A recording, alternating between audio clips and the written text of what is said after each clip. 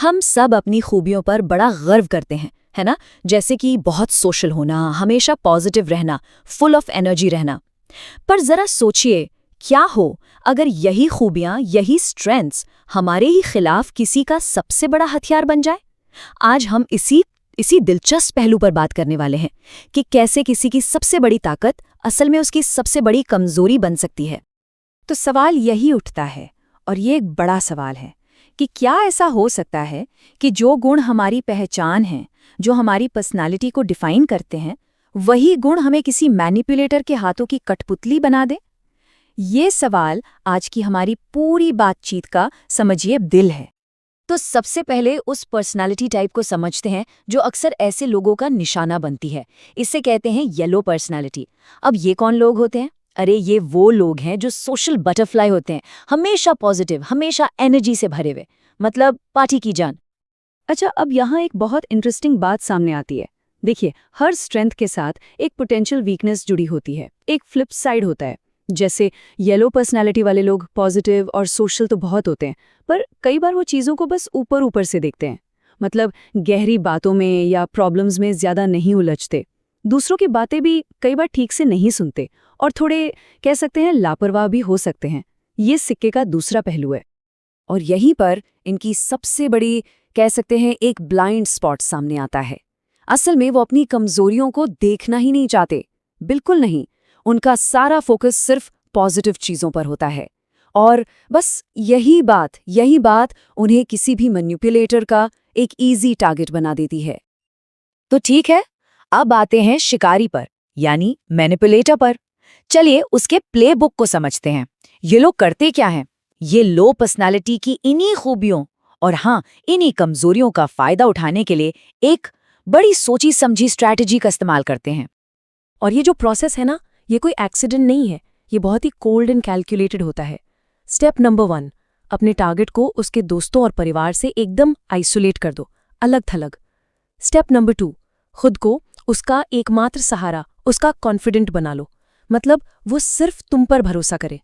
और step number 3, उसके मन में ये डर डाल दो कि अगर तुम्हारी बात नहीं मानी तो तुम उसे अकेला छोड़ दोगे।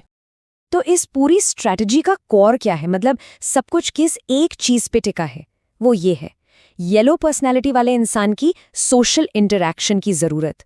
उन्हें लोगों से मिलना जुलना पसंद है, उन्हें इसकी जरूरत है। और मैनिपुलेटर ठीक इसी जरूरत को पकड़ लेता है और उसे ही उसके खिलाफ एक हथियार की तरह इस्तेमाल करता है। अब ये सब सुनने में थोड़ा थियोरेटिकल लग सकता है ना, तो चलिए इसे एक रियल लाइफ केस स्टडी से समझते हैं, ताकि ये सब एकदम क्रिस्टल क्लियर हो जाए।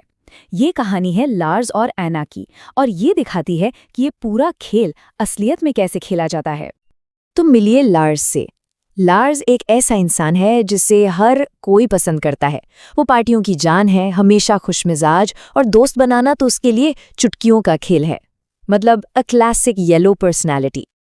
और फिर लार्स की जिंदगी में आती है एना, और जैसे ही वो आती है चीजें बदलना शुरू हो जाती हैं। एना का पहला टारगेट लार्स और उसका बेस्ट फ्रेंड साइमन। उसका काम शुरू होता है दोनों के बीच दरार डालने का।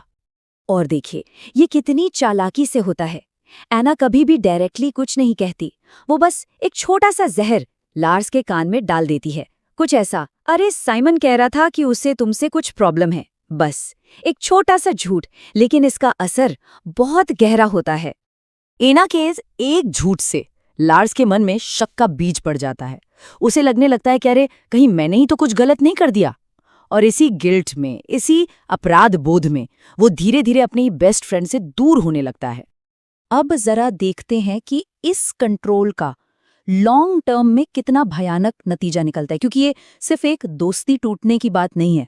नहीं, ये किसी इंसान के पूरी की पूरी पहचान को मिटा देने जैसा है। ये टाइमलाइन देखिए, ये साफ दिखाती है कि ये गिरावट कितनी तेजी से हुई कुछ ही महीनों में। एना के वजह से लार्स की अपने सबसे अच्छे दोस्त से लड़ाई हो जाती है, और साल भर के अंदर वो बिल्कुल अकेला और दुखी है। उसका पूरा का पूरा सोशल सर्कल खत्म। एना की तरफ से लार्स को कांस्टेंट क्रिटिसिज्म मिलता है, उसकी हर बात में कमी निकालना, हर चीज में नुक्स निकालना। और इसका नतीजा, लार्स का वो वाइब्रेंट, वो हंसमुख और एनर्जी से भरा स्वभाव धीरे धीरे मुरझा जाता है। वो अब वो इंसान रहा ही नहीं जो वो कभी था।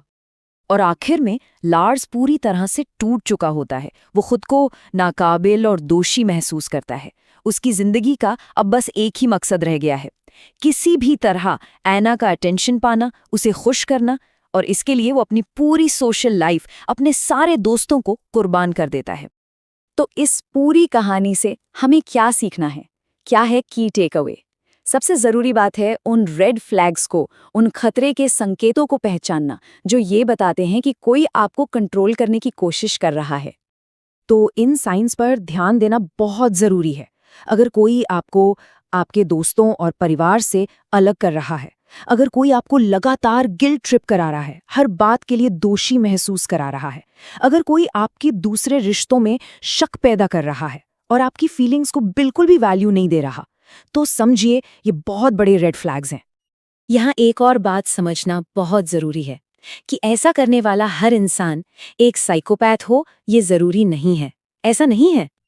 असल में इस तरह का जो कंट्रोलिंग बिहेवियर है वो जेलसी से या डीप इनसिक्योरिटी से भी आ सकता है, और ये किसी भी रिश्ते में हो सकता है, रोमांटिक रिलेशनशिप्स, दोस्ती, यहाँ तक कि परिवार में भी।